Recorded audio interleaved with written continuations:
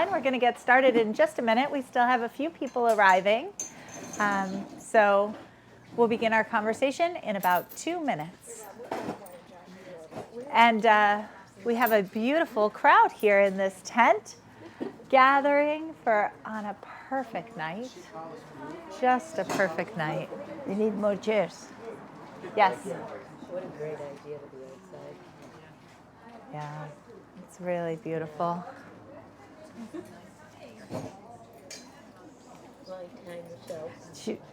Such a pleasure to see you. Really, really. Okay. Okay, we have 1 more minute. Yep, 1 more minute, and then we will begin. So exciting. So really wonderful. Okay.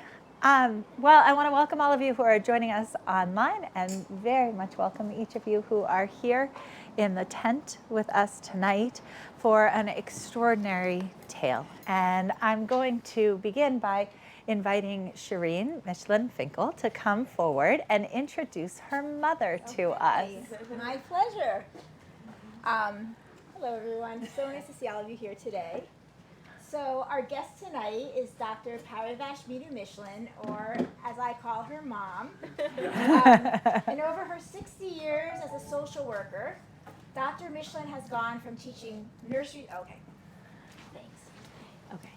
In her over 60 years as a social worker, Dr. Michlin has gone from teaching nursery school in the Jewish ghetto of Tehran to becoming a professor emeritus of social work at Southern Connecticut State University.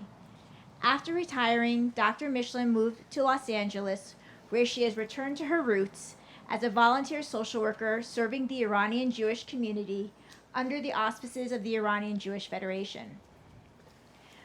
My mom contracted polio in the 1940s.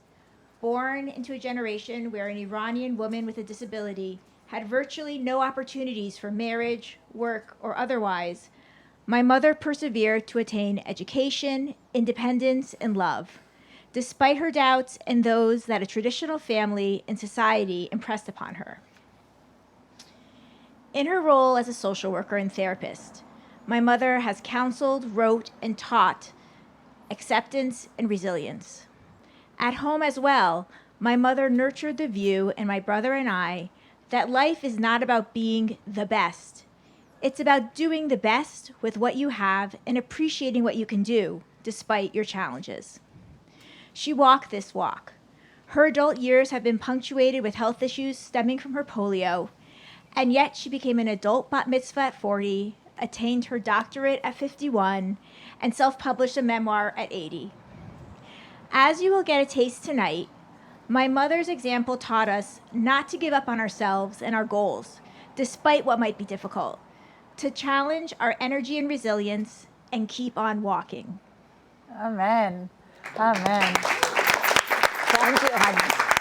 Doreen, thank you for that extraordinary introduction, and also thank you for matching us up with this extraordinary woman who you are blessed to have as your mother, and we are blessed to have her influence here in this shul through you, so thank you. So let's get started. All right. First, I want to thank you, Rabbi, for inviting me and such a making gift. these wonderful arrangements, and welcome you all for being here. I have to make couple of concessions so that you know ahead of time, is that all the challenges that I grew up with, I was a soldier that was not at all upset, and I did everything, as a friend said, with a smile, and it's okay. Now that I'm 80, and then I wrote the book, I was perfectly okay. But when I reread my own book, or somebody talks about it, my tears start rolling. And when I look back at that child, then I get very emotional. So be ready for me being very emotional. And then the other thing that makes it even more exciting and anxiety for me is that I'll be talking in front of my grandchildren.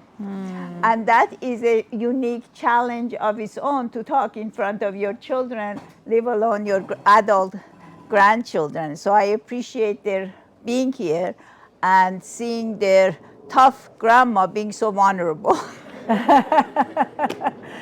So, So I'd love to start exactly there with the question you mentioned that you were like a soldier. You were taught to be a soldier. And when we read this book, you see that your mother really taught you how to be tough, right? Including when you had some challenging medical procedures. Right. And she told you, look, it's not going to be as bad as childbirth. You're going to do that someday. So keep going, keep going. And yet you have found in this book a way to be really emotionally vulnerable. How did you get the emotional vulnerability out of a childhood of having to soldier on? I think having physical disability had a lot of impact personally on me and on my family members. It was a lot of sacrifices that they made. I don't know if one of them is in the book, that my mother took me for physiotherapy forever. Actually, I'm still going to physiotherapy 3 times a week. And at that time in Iran, there was no health insurance. So let's use the term dollars for tuman, or Persian money, is that every time she took me for physiotherapy is 45 tuman. Buying a pair of soccer shoes for my brother was 35 tuman. Wow. And it took 6 months of him begging my father to buy him a pair of soccer shoes, while I knew that the same week my mother was paying twice 45 tuman for my physiotherapy. And at that time, I just accepted it as that's the way life was, and I appreciated it. But when, as an adult, when I went through psychotherapy, I couldn't stop crying to recognize how that disability had affected every member of the family. And mostly at that time I wasn't affected because my mother did it with such enthusiasm and with such a grace that I never felt that I was a burden. Also, but at the same time, part of me must have felt it. And it wasn't until, as I said, probably I went through more than 10 years of psychotherapy as an adult after I came to this country to become aware of how those incidents and experiences had affected my personality. I was very high. Come on in, find a seat. The 2 surgeries that my parents took me for orthopedic surgeries to Israel, the second time we went, my parents had to sell the only house they ever owned since I was born because of the expenses of the surgery and the flight, and all the expenses of 6 months of living in Israel had depleted their resources, and they had to sell the house and start renting again. So at that time, it was never an issue. That's what is supposed to be done. But when I became adult, I realized, whoa, that was quite a bit of sacrifice that affected everybody in the family. And it feels like the theme of sacrifice and the theme of resilience comes through very strongly in Right. this book. Can you talk to us about your title, I Kept Walking, and how you think it might apply not just to your story, but to ours? I think, let me just go back a little bit. I first wrote the book thinking that my children and my grandchildren should know what life in Iran was and what was life like to grow up with disability.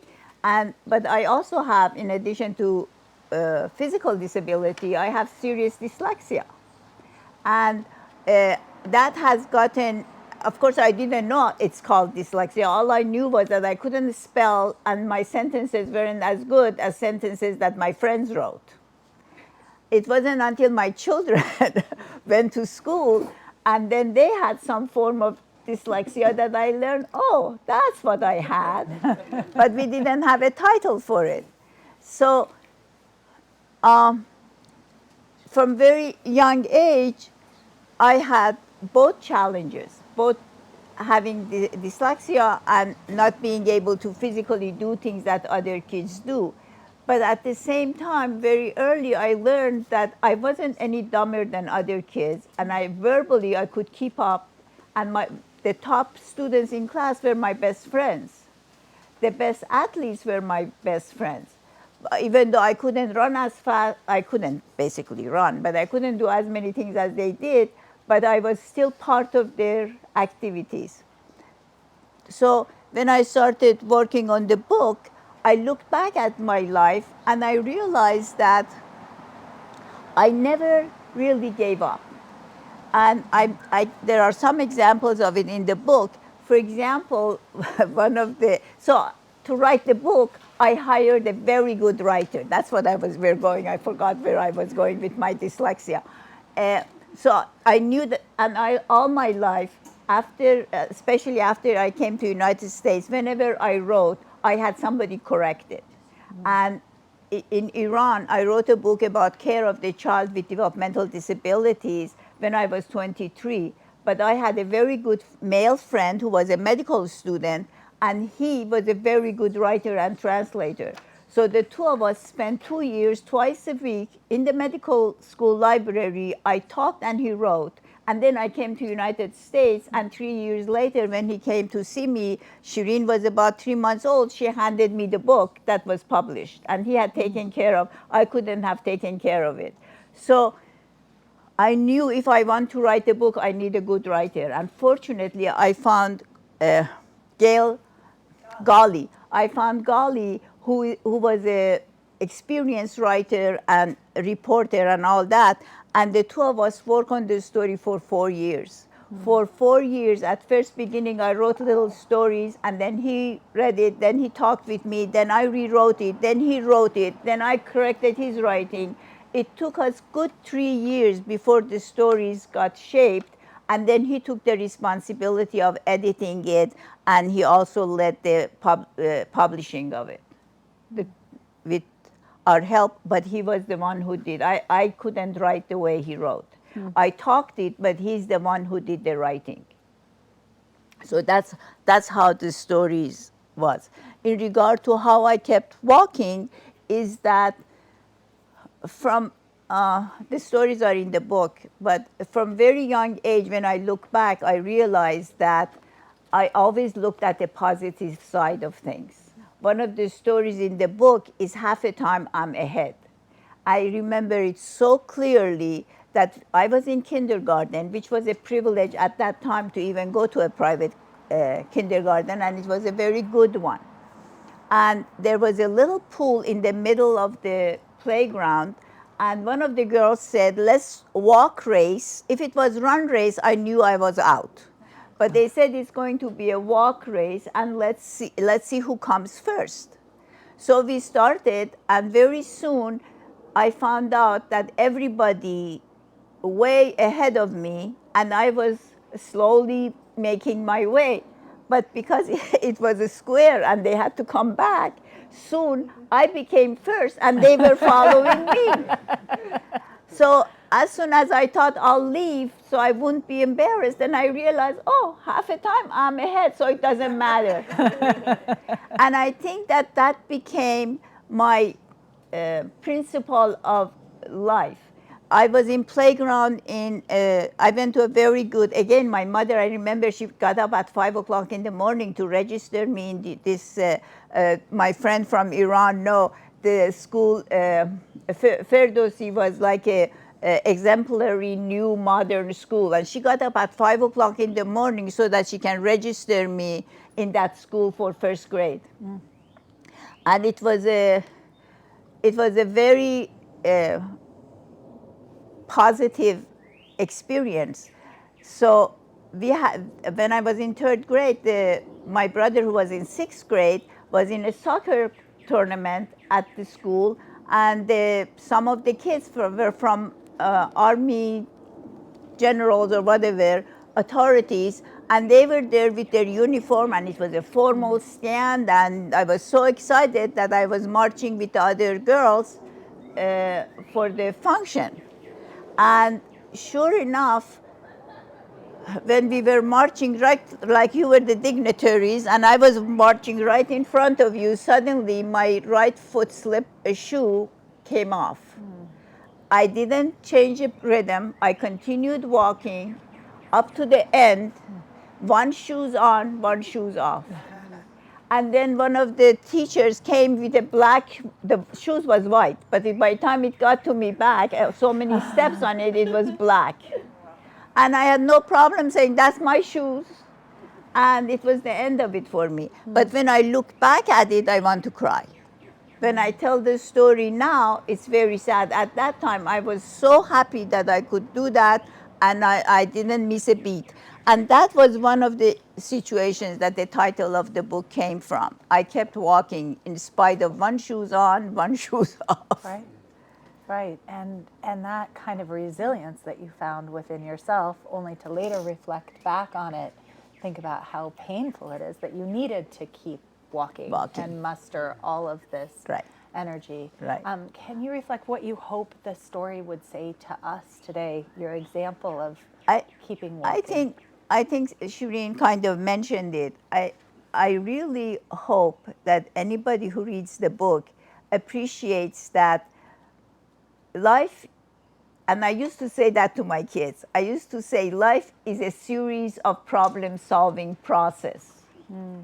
And you can look at the problem and say, oh, I can't deal with it, or you can say, okay, this problem, this much of it I can't deal with it, this much of it I can deal with it, so let me put my energy into what I can deal with, rather than worrying about what others are doing. Not to look at other people's success, but look at what you can do.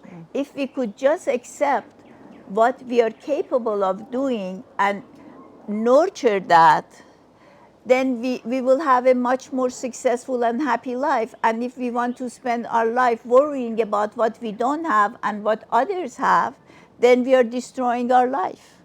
Amen. Amen to that. And you wrote a very evocative passage. You wrote many evocative passages, spoke them in the stories. And one of them here, which I'd love to ask either Shireen or Rob or one of your grandchildren, Leora or Josh, to come forward to read a passage from the book, deals with the way your mother saw you. And I'm going to ask you to reflect on how that shaped you. So can one of you, Josh, will you come and read for us from right here to end right there? Wait, and where? You're going to read this from here to right there. Okay. All right, Josh. Once my illness had a name, Maman's view was the enemy. Maman's view was the enemy was known and it could be defeated. She held the conviction that my handicap wouldn't define me, and that she would instill in me the discipline and strength to compensate for it. In her view, the cure for my polio was to endure any therapy while living my life as if I didn't have it. That's why she felt it was so important I attend Banafashe, Tehran's best private kindergarten. At the time, the disabled were commonly shunted out of sight and viewed as a source of shame by their families. If one child in the family was defective, it became a mark against their siblings, who were seen as capable of passing the disability to their offspring. Maman took the opposite track. She frequently took me with her when she went out in public, dressed me in fashionable clothes, and waged a campaign to show others that nothing could stop me. On my first day at Banafashe, I wore a wool coat imported from Europe that she had chosen for me. Maman set the tone that Minou is to be treated with respect. Of course, her campaign was also targeted at me. Another mother might have allowed a daughter with polio to sit out of challenging activities. Instead, she enrolled me in ballet. When the school day ended, she took me to physical therapy clinics across Tehran, certain that the right doctor or treatment would make me better. Who would dare mock me when my own mother acted as if I was the best thing to ever set foot in this world? So Thank you, honey. I want to talk to you a little bit about that because it's just so extraordinary that your mother was such an advocate for you back before a time when people were advocates in this way. So I want to think about that from a special needs perspective, and then I want to ask you to reflect. She took you dancing, right? What did that mean for you? What did that do for you? I loved it. I think the other side of it is that I think probably if I didn't have polio, I would have been an athletic child. And and any activity I could do was giving me pleasure, whether it was jumping rope. And I think one of the stories in the book about how I negotiated that I would be the end and turn the rope so that I would have a turn at the end because I couldn't run and jump, but I could stand at the rope. So she recognized that. She recognized that I had the athletic ability, so she nurtured it. Mm-hmm. And another incident that's not in the book is that, like, I was 8 years old, and it was traditional that some heat summer we would go picnicking around the Tehran mountainous rivers and so on. And my brothers wanted to go hiking, and they were saying, I can't go. Your Minou can't come. She can't do it. And my mother very strongly said, yes, she can. She can come with you as far as she can come. And then she can sit. You go as far as you want to go. You come back. You pick her up and you come back. So she wouldn't allow them to leave me out. And that was a role model for me. You do what you can do up to where you can do. Let the others do whatever they want to do. They'll come back and they join you. And that was the way she raised me. At the same time, she was very tough with me.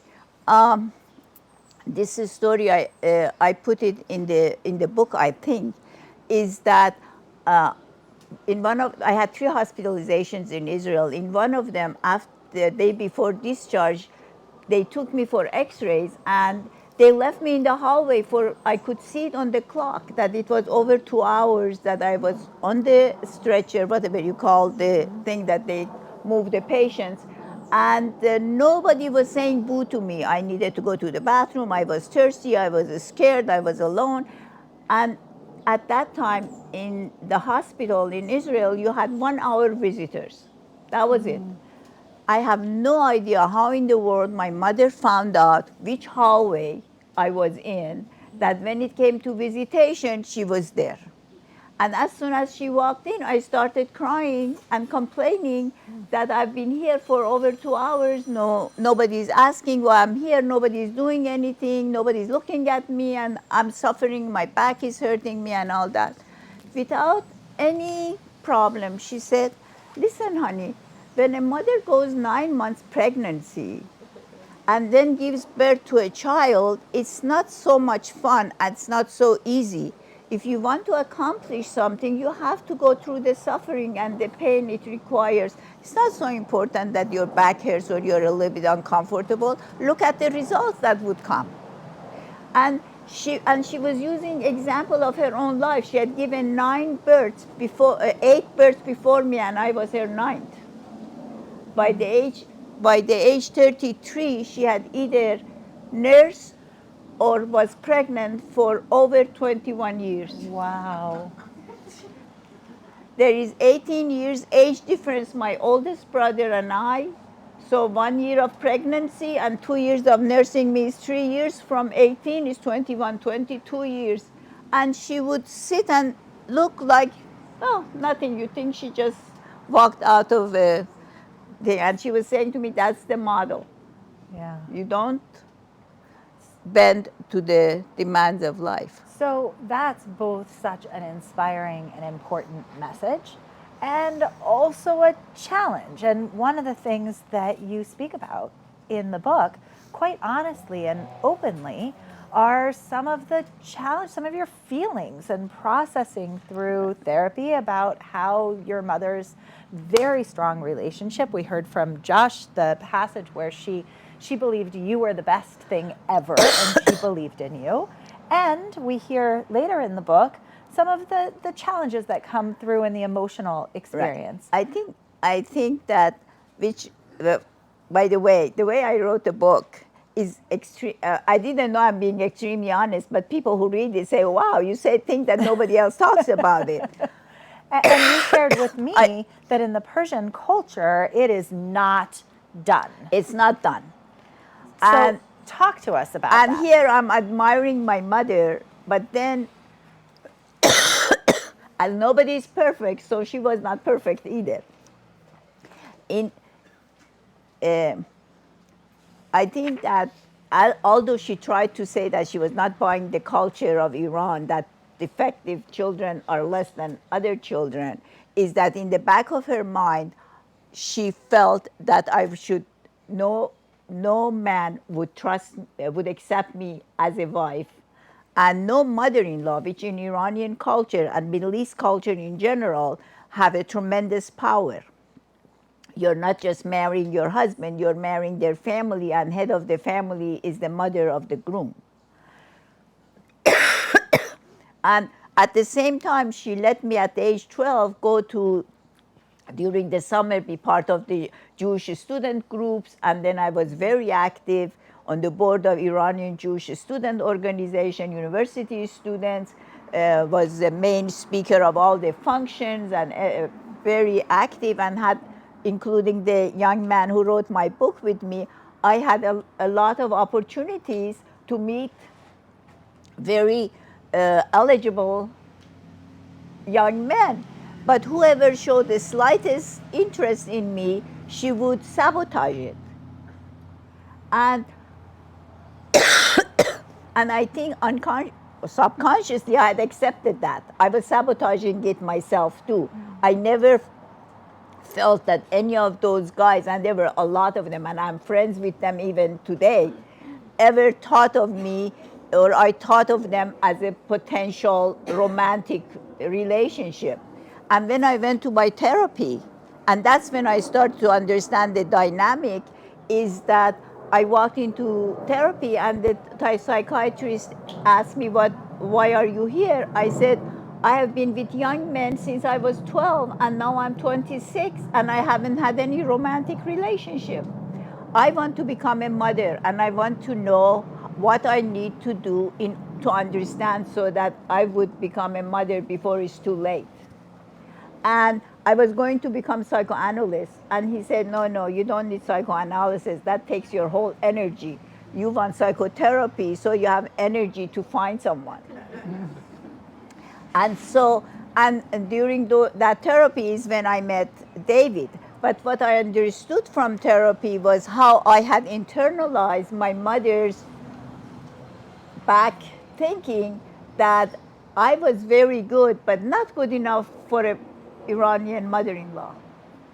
And even when she came to United States right before we got married, she was so nervous to make sure that David was really loving me and caring for me.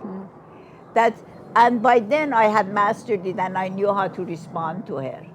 And when Shireen was born, I said to her, Mama, why every time somebody showed interest in me, you sabotaged it? And she said, because you didn't understand, no Iranian Jewish mother-in-law would accept a daughter-in-law with handicap. And even no matter how much he loved you, you would have been crushed under the hand of a mother-in-law who was the head of the household. So I didn't want you to get into that position. So here you are sharing this. Why was it important to you to share honestly the fullness of that story when it is so countercultural to the world you were raised in? I don't know, because I'm honest. because it was a conflict that I dealt with, and I think that once once I understood it, I was surprised how I had gotten trapped in it. I think that probably from, I mentioned it in one of the quick stories in the book, is that I had when I was in social work school, which we started at undergraduate, I was 19. There was a very nice, handsome young man from provinces, and we were good friends. And I was telling him that last night this guy dropped me off at the house and said, I'll come to your house with my parents, with my family.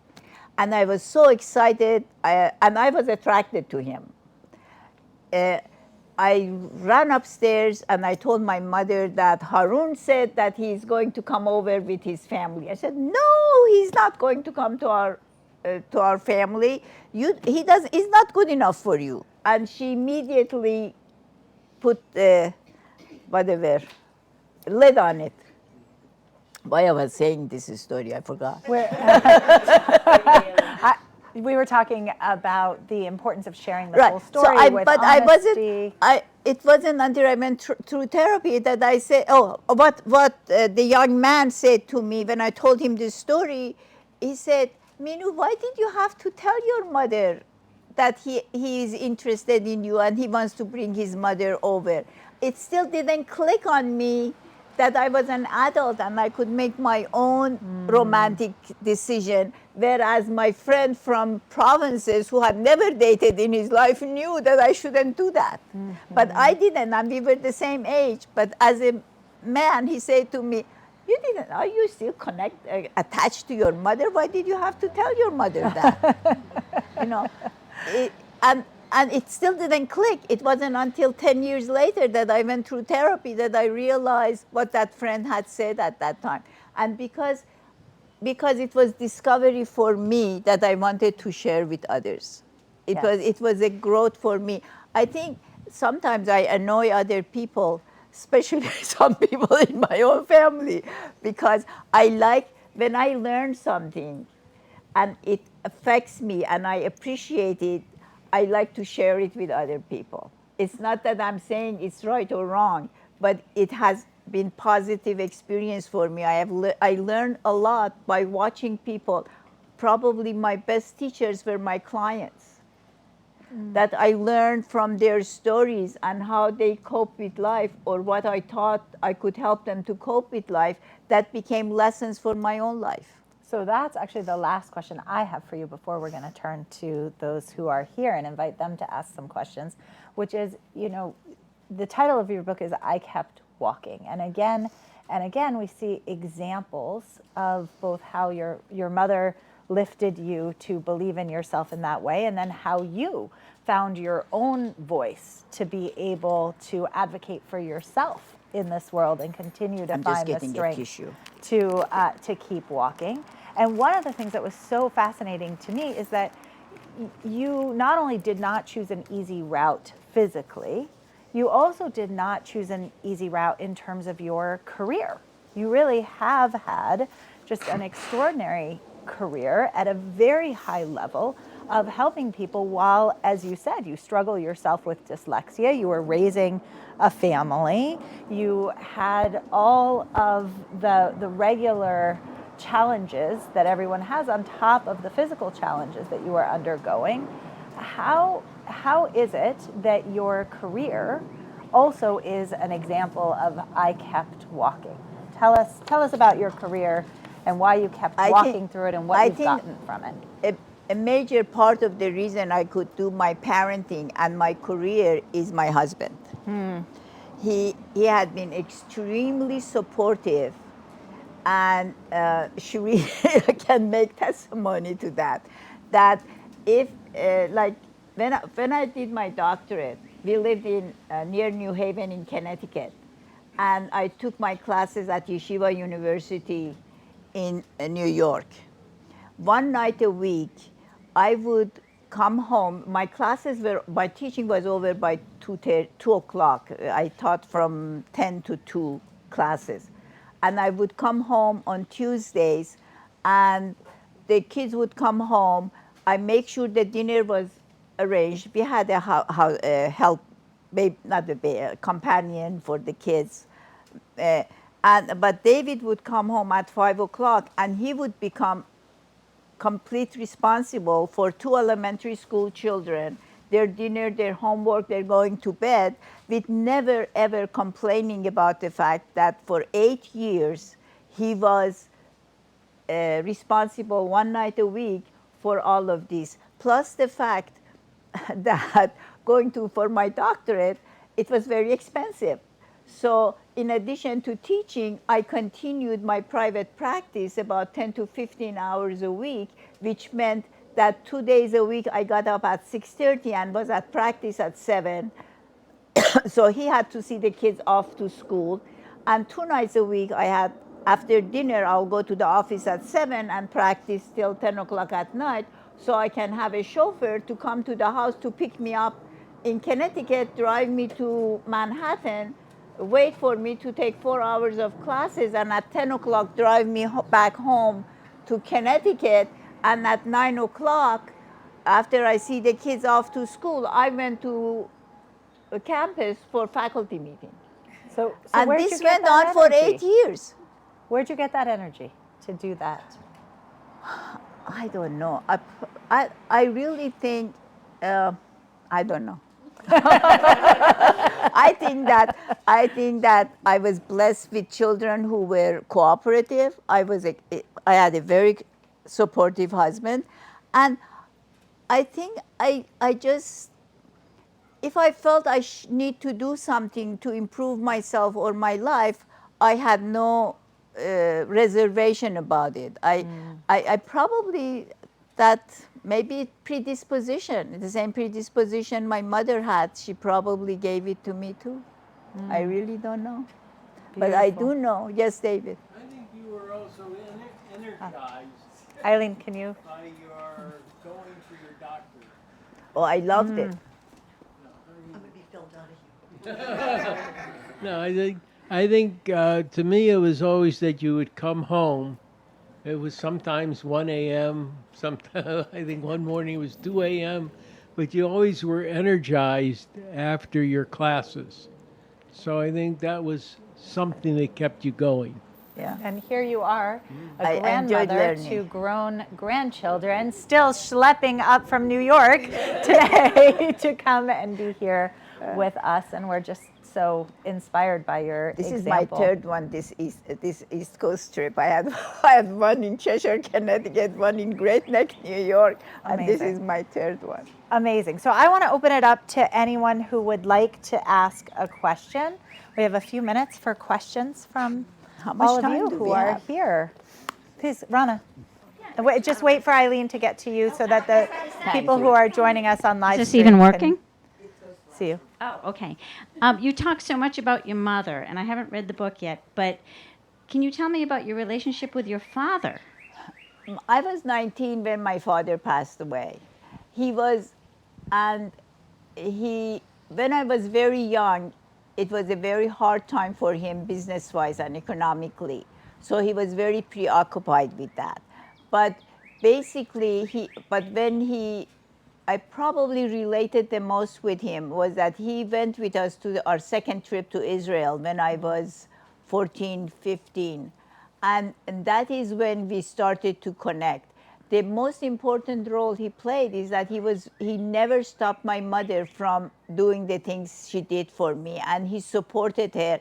And most importantly, he was very supportive, which I was surprised when I heard it. He was very supportive of her, respecting me and giving me opportunities.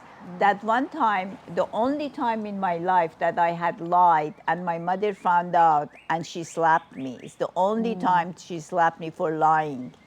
And when my father heard about it, and then I heard him saying to my mother, we are trying so hard to give her all the opportunity and make her feel good about herself. How could you dare slap her?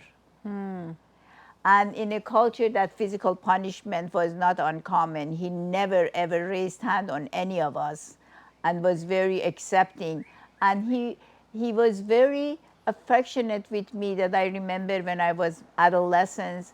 And what really touched me, and he would have never expressed it, I had finished my freshman year, but in Iran, freshman year was a professional school. It wasn't general education. I was already Miss Social Worker. I was Khanum Madadkar, the Persian expression of it. And when he passed away, in Iranian tradition, is that he died at home. So within hours, his friends and relatives were all in the house. And a couple of his friends talked about how he brags about me when he is in Bazaar, which I never thought that he was. I mean, if fathers have different kind of role directly, especially with daughters at that time of the culture. It was more supporting their wife to be a good mother than they themselves. It wasn't like David giving the kids a breakfast and seeing them off to school and making sure they do their homework. It was different kind of parenting. Does that? Thank you. Yeah. We'll take one more question from anybody who would like, please. Wait for the. I'll wait for the try to make microphone. it short. How many more minutes do you have? We're okay. We have about 15 more minutes. Okay. So we're I good. would describe this as an incredibly powerful feminist story. And I wonder whether that's part of your thinking about it and your sense of who you are. I'm sorry, I didn't hear the beginning. Feminist. That it is a very powerful It's a very feminist powerful story. feminist story. Yes. And I was wondering whether that's part of your own thinking about Yes. as you look back. Yes. Yes. I think that my mother was feminist. My mother was a member of Iranian Jewish Ladies Organization, that most of their activities was towards women's rights. And one of the things is that the era that I was born and grew up was the most progressive period in Iran's history. It was during the Pahlavi kingdom. And during the Pahlavi kingdom, women gained equal rights to men. The universities opened up to women. Higher education became available. By the time I went to college, there were many women ahead of me who had become physicians and educators and politicians in Iran, which was not common in Middle East and not common in Iran before that. So the Iranian Jewish Ladies Organization was a group that, in addition to providing daycares and all sorts of social services to the community, they worked on equal rights for women, especially the issue of get, which still is not resolved in the Orthodox Jewish community. So I grew up with a group of women who had leadership, and they were feminists and they worked for women's rights and so on. So from a very young age, I used to go to during the summer, my mother wouldn't leave me home with 7 boys and all their cousins and all their friends. So I would go with her, and we didn't have summer camps. So I would go with her to the board meetings, and I would see these women who were, each one of them was a powerhouse and very capable and very productive in fighting for women's rights. Yes. We have time to take one more question. You did a very concise answer. Yes.